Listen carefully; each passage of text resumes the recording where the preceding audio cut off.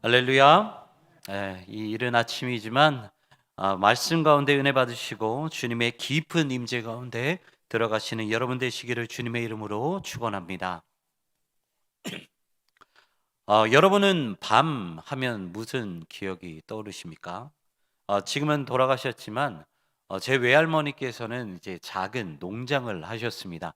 그래서 외할머니 댁에 가보면 산도 있고요. 그리고 밭도 있고 그리고 동물들도 키우시고 앞에는 작은 개울도 흘러갔습니다.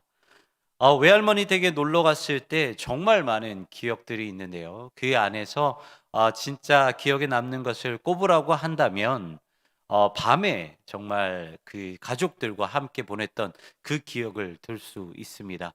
아무래도 시골이다 보니까 농장이다 보니까 도시와 다르잖아요. 그래서 밤 하늘을 보면 밤하늘이 너무나도 깨끗해요. 그래서 수많은 별들이 또 잘 보이고 그리고 밤에 들리는 귀뚜라미 소리, 소쩍새 소리, 그리고 무엇보다 가장 기뻤던 것은 그 소리를 들으면서 사랑하는 가족들과 마루에 앉아서 그 작은 불을 켜놓고 가족들과 식사했던 그런 기억들이 제 마음 가운데 있습니다. 그렇게 밤을 생각하면 정말 기쁘고 감사하고 은혜로웠던 밤으로 기억을 해요. 하지만 뭐든지 이제 밥이라는 것도 그렇고 뭐든지 많이 먹게 되면 배가 아프죠. 그래서 배가 아프면 화장실을 가야 합니다. 그런데 저희 외할머니 댁에서는요. 이 그 화장실을 가려면 상당히 무서웠습니다. 왜냐면요. 아무래도 농장을 하시다 보니까 이 거름으로 사용하시기 위해서 그때 당시까지만 하더라도 재래식 화장실을 사용하셨어요. 그리고 집 안에 그게 있었던 게 아니라 저 멀리 재래식 화장실이 있었습니다. 그래서 밤에 배가 아프면 거기까지 걸어가야 돼요. 그런데 밤에 걸어가는 그 길이 얼마나 무서웠는지 모릅니다. 아무래도 농장이다 보니까 중간에 무엇이 튀어나올까 무서웠고요. 그리고 이 바람에 낙엽이 스치는 그 소리만 들어도 너무나도 무서웠습니다. 장소도 똑같이 외할머니 집이었고요. 그리고 때도 똑같이 밤이었는데 제가 어떠한 상황에 처해졌는지에 따라서 정말 저는 좋은 기억을 가지고 있었거나 아니면 반대로 이 밤에 대한 기억이 정말 무서운 기억이거나 이렇게 달라졌다라는 것이죠. 그렇다면 이 사람들에게 밤은 어떠한 기억일까요? 아마 늦게까지 도서관에서 공부하는 청년들에게는 이 밤은 뜨거운 열정과 같은 시간이 될 거고요. 그리고 사랑하는 여인들에게는 이 밤이라는 시간은 달달한 시간이 될 수도 있을 것입니다. 하지만 이 밤이라는 시간은 범죄가 일어나는 무서운 시간이 되기도 합니다. 이렇게 똑같은 밤이어도 사람마다 그리고 상황마다 전혀 다르게 해석되어질 수 있다라는 것입니다. 오늘 본문은요, 사무엘이 처음으로 하나님의 음성, 하나님의 말씀을 들은 시간을 그려낸 그 말씀입니다. 당시 이스라엘은요, 사사 시대가 저물어가고 있는 그때였습니다. 우리가 잘 알고 있는 사사기의 가장 마지막 사사였던 삼손이 죽고 나서 엘리 제사장이라는 그 사람이 이스라엘의 리더십으로 이스라엘을 이끌어가는 그때였습니다. 하지만 엘리 제사장은요, 영적으로 올바로 깨어 있었던 사람이 아니었습니다. 그리고 그에게는 두 아들, 홈니와 비느하스라는 두 아들이 있었는데 그 아들은 아버지 엘리보다 더 타락했던 그런 사람들이었습니다. 회막문에서 수종들던 여인을 간음하였고요. 그리고 항상 하나님께 올려드렸던 그 제사를 멸시할 정도로 아버지 엘리보다 더 타락했던 인물이었습니다. 그래서 하나님은 홈니와 비느하스를 심판하시기로 작정하시죠. 사무엘상 2장 34절을 보시면 이렇게 기록되어 있습니다. 내 두 아들 홈니와 비느하스가 한날에 죽으리니 그 둘이 당할 그 일이 내게 표징이 되리라. 바로 이 모습이 사사기 이후 이스라엘의 첫 번째 리더십이었던 엘리 대제사장과 그리고 홈니 비느하스의 모습이었습니다. 사실 이 사람들뿐만 아니라 이스라엘 상황도 마찬가지였습니다. 여러분들 그 이스라엘의 리더십이 타락했는데 이스라엘이란 나라가 어떻게 멀쩡할 수 있겠습니까? 본문 1절의 말씀을 보시면 이 당시 이스라엘이 어떠한 상황에 있었는지 너무나도 잘 묘사해 주고 있습니다. 1절 말씀입니다. 아이 사무엘이 엘리 앞에서 여호와를 섬길 때에는 여호와의 말씀이 희귀하여 이상이 흔히 보이지 않았더라. 여기서 여호와의 말씀이 희귀하다, 말씀의 이상이 보이지 않았다라는 말은 말 그대로 하나님의 말씀을 찾아보기 매우 어려운 시대였다라는 것을 말하고 있습니다. 이스라엘은 하나님의 말씀으로 통치받은 그러한 나라였죠. 그래서 이스라엘 백성은 말씀과 기도와 제사로 하나님과 늘 교제했던 사람들이었습니다. 하지만 그런 나라에 지금 무엇이 없다라고 말씀하십니까? 하나님의 말씀이 없다라고 말씀하십니다. 이것은 이스라엘이란 나라가 이미 도덕적으로 타락했고 영적으로 타락했음을 말해주고 있다는 것입니다. 이렇게 암울한 상황에서 오늘 본문은 이 밤에 어떤 일이 일어났는지 말씀해주고 있습니다.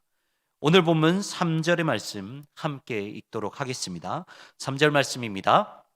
하나님의 등불은 아직 꺼지지 아니하였으며 사무엘은 하나님의 궤에 있는 여호와의 전 안에 누웠더니. 아멘.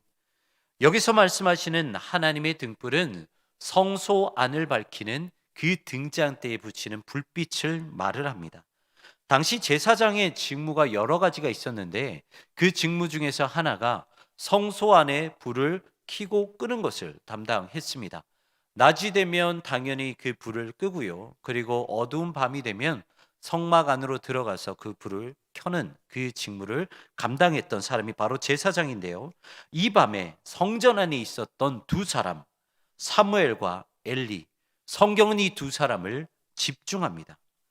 두 사람의 모습을 보면요, 겉으로는 똑같은 모습을 가지고 있어요. 똑같은 밤을 지내고 있고요, 똑같이 성소 안에서 두 사람은 그 밤을 보내고 있었다는 것입니다. 하지만 영적으로 보았을 때 이 사무엘과 엘리는 전혀 다른 밤을 보내고 있었다라는 것입니다. 사무엘은요, 이 당시에 엘리를 도우면서 성막에서 자신의 직분을 담당하고 있었습니다. 그런데 그 밤 사무엘은 태어나서 처음으로 하나님의 음성을 듣게 됩니다.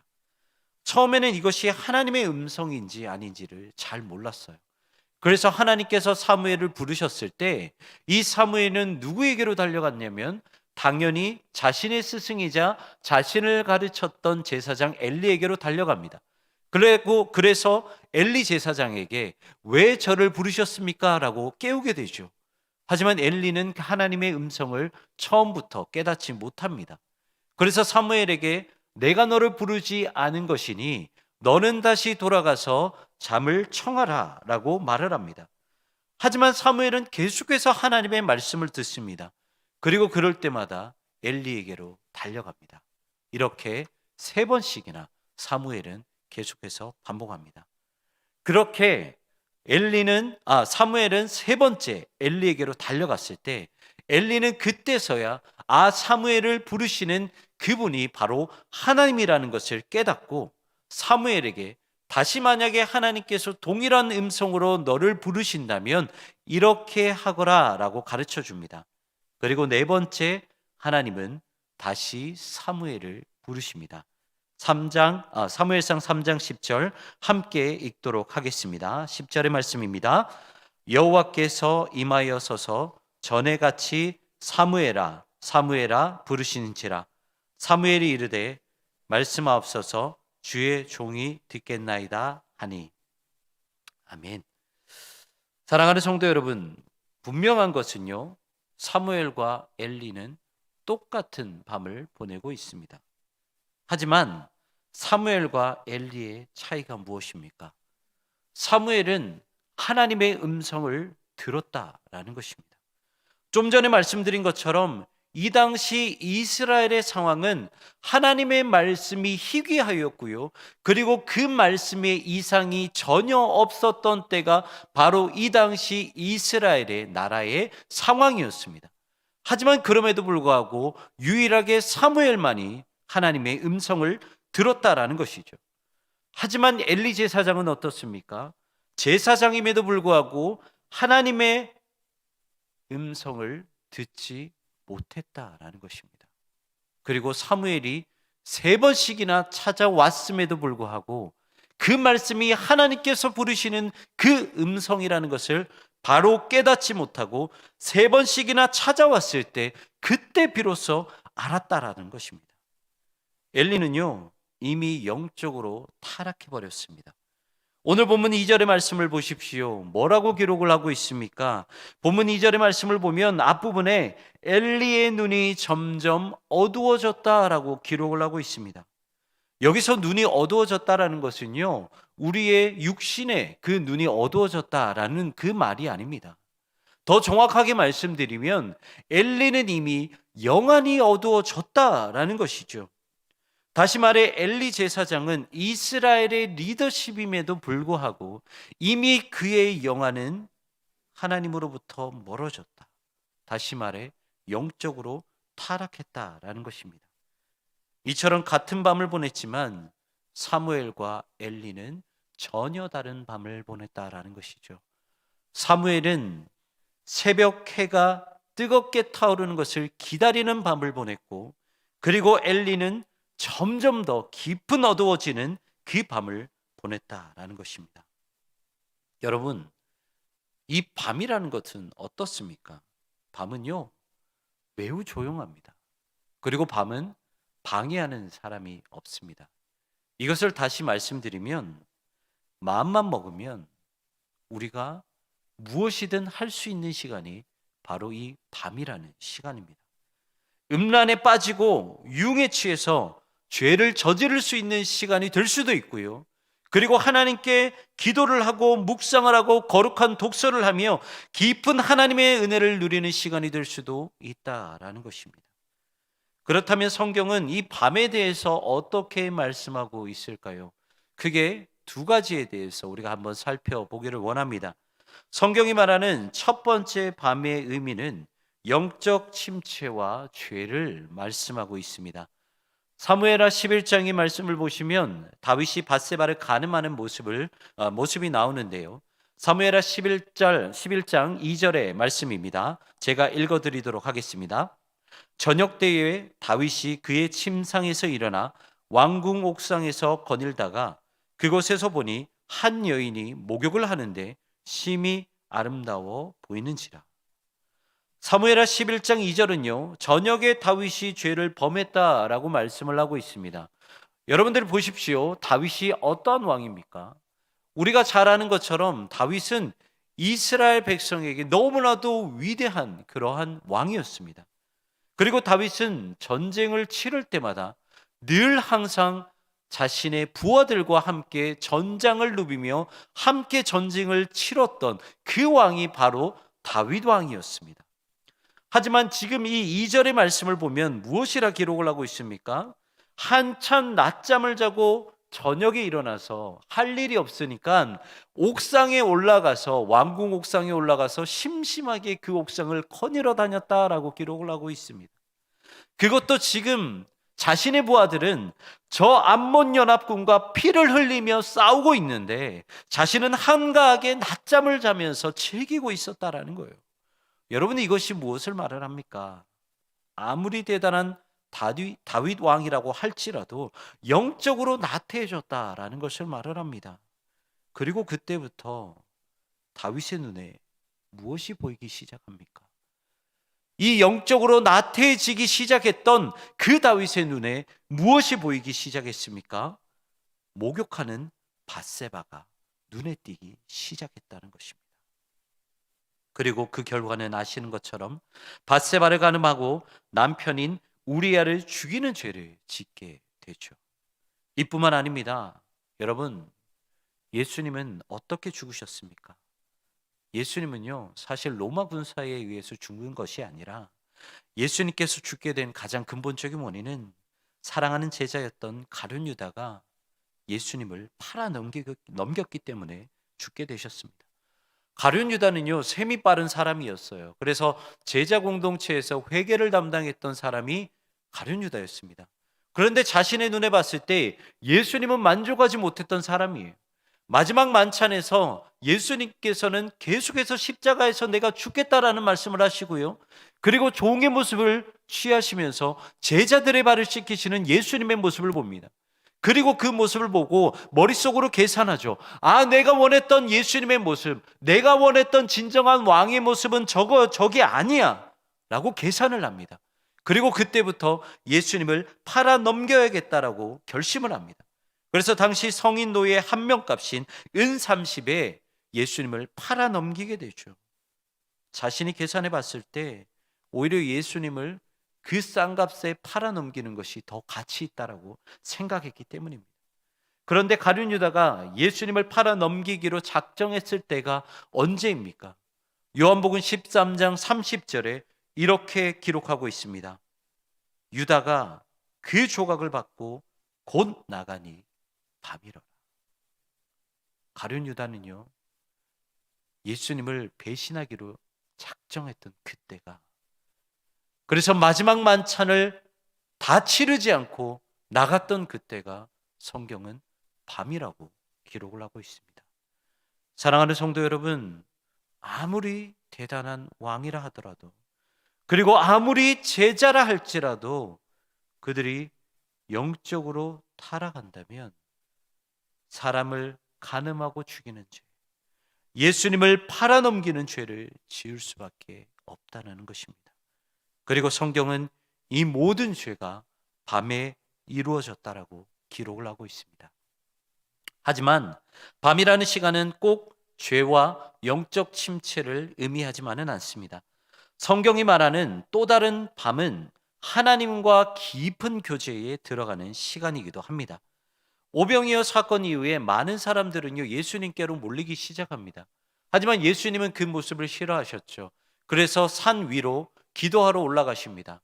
그리고 제자들은 갈릴리 건너편으로 가게끔 예수님께서는 말씀하시죠. 그때 제자들은요, 배를 타고 갈릴리 건너편으로 갑니다. 그런데 갈릴리 한가운데에서 제자들은 무엇을 맞이하게 됩니까? 큰 풍랑과 폭풍을 맞이하게 됩니다. 2미터가 넘는 그 파도와 싸울 수밖에 없었고요. 그리고 죽음의 위협을 당할 수밖에 없었습니다. 그때가 언제입니까? 바로 밤입니다.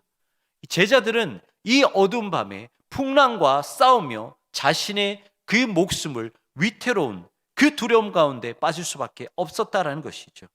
하지만 제자들이 죽음의 두려움에 사로잡혀 있을 때 그들에게 누가 다가오십니까? 바로 예수님께서 다가오셨습니다. 그리고 성경은 그 시간을 밤이라고 기록하고 있습니다. 마태복음 14장 25절 말씀 함께 같이 읽도록 하겠습니다. 같이 읽겠습니다. 밤 사경에 예수께서 바다 위로 걸어서 제자들에게 오시니. 여기서 말씀하시는 밤 사경은요, 새벽 3시부터 6시까지의 시간을 말을 합니다. 그러니까 해가 온전히 뜨기 전 밤에, 그 어두운 밤에 예수님께서는 제자들을 만나기 위해 오셨다라는 것입니다.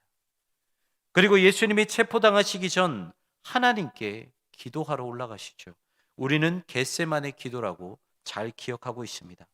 가룟 유다는 예수님과 마지막 만찬을 하고 그날 밤에 예수님을 팔아넘기기로 작정하고 나갑니다. 그리고 나서 똑같은 밤, 가룟 유다가 나간 지 얼마 되지 않았을 때 예수님도 밖으로 나가셨습니다. 그리고 겟세마네 동산으로 가셔서 하나님께 기도를 올리셨죠. 여러분, 이 기도는 단순한 기도가 아닙니다. 예수님이 이 땅에 오신 이유, 그리고 바로 십자가의 사명을 감당하기 위해 하나님과 깊은 교제로 들어가는 그 영광의 기도가 바로 이 겟세마네 기도였습니다. 그리고 그렇게 기도하신 그 시간도 역시나 밤이었다라는 것이죠. 이렇게 밤이라는 시간은요, 죄를 저지르는 시간이 될 수도 있고 하나님과 깊은 교제로 들어가는 시간이 될 수도 있다라는 것입니다. 여러분, 밤이라는 것은요, 우리가 매일 경험하는 그러한 시간적인 의미가 아닙니다. 밤이라는 것은 내가 고민하고 내가 생각하는 자리, 그리고 앞으로 어떠한 선택을 할 것인지 스스로 결정해야 하는 그 모든 자리가 우리에게는 밤이라는 것입니다. 그리고 거기에서 내가 어떻게 하느냐에 따라서 죄를 지을 수도 있고, 그리고 하나님과 깊은 교제 가운데 들어갈 수도 있다라는 것입니다.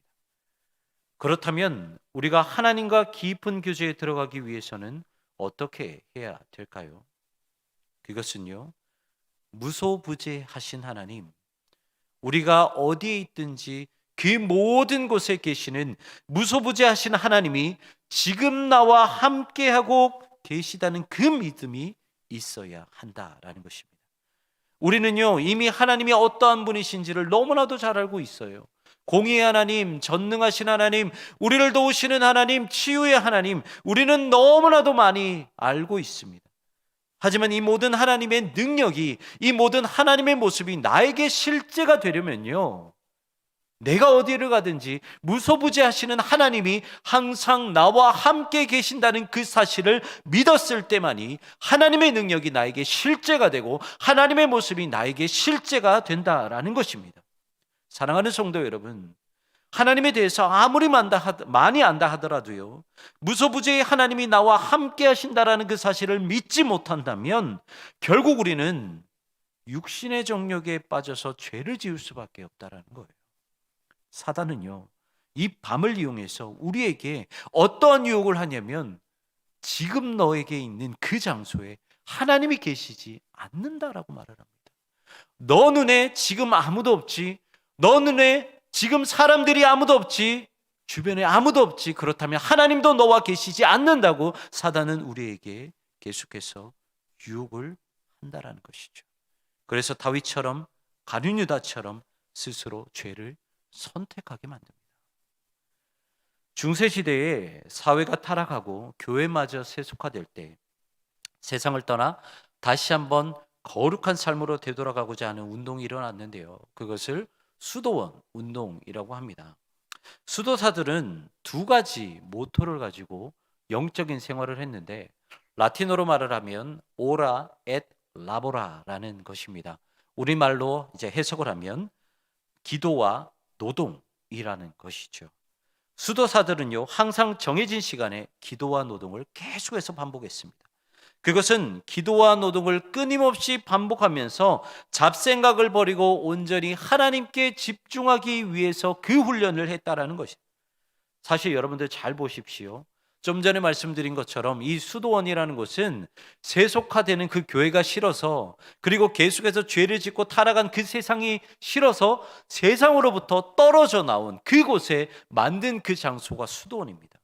그런데요, 가만히 생각해 보면 누구보다 은밀하게 죄를 지을 수 있는 그 장소가 수도원이었다라는 거예요. 왜냐하면 많은 사람으로부터 떨어져 있기 때문에, 사막과 같이 아무것도 없는 곳에 만들어진 곳이 수도원이었기 때문에 내가 마음만 먹으면 다른 사람에게 들키지 않고 얼마든지 죄를 저지를 수 있었던 곳이 바로 이 수도원이었다라는 것입니다.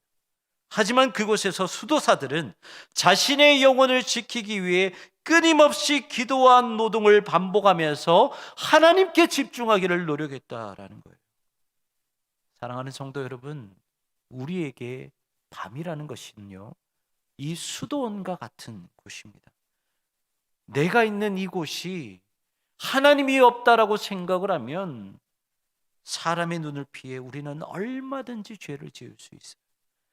하지만 좀 전에 말씀드린 수도사들처럼 끊임없이 하나님만 바라보려고 노력한다면 내 옆에 사람이 있든 사람이 없든 여기 계신 곳에 하나님이 있기 때문에 내가 그 하나님만 바라보겠노라 끊임없이 노력하고 작정한다면 우리가 어디 있든지 간에 하나님과 함께 깊은 교제로 들어가는 은혜의 장소가 될 수도 있다라는 것입니다. 사랑하는 성도 여러분, 하나님이 계시지 않는 곳은 없습니다. 그리고 하나님은 단 한순간도 우리와 함께하지 않으신 적이 없으신 분이십니다. 그렇기 때문에요, 무엇이든 괜찮습니다. 큐티가 되었든 성경 읽기가 되었든 구역 모임이 되었든 아니면 기도 모임이 되었든 무엇이 되었든 매일매일 하나님을 찾는 훈련을 하십시오. 그래서 끊임없이 우리 안에 들어오려고 하는 그 밤의 유혹, 그 사단의 유혹을 뿌리치시고 수도사들처럼, 그리고 많은 신앙의 선배들처럼 하나님만 끝까지 붙잡으려고 노력하는 여러분들 되시기를 주님의 이름으로 축원합니다. 그래서 끊임없이 하나님이 없다고 유혹하는 사단의 유혹을 이기시고 늘 하나님과 깊은 교제로 나아가시는 여러분 되시기를 주님의 이름으로 축원합니다. 기도하시겠습니다.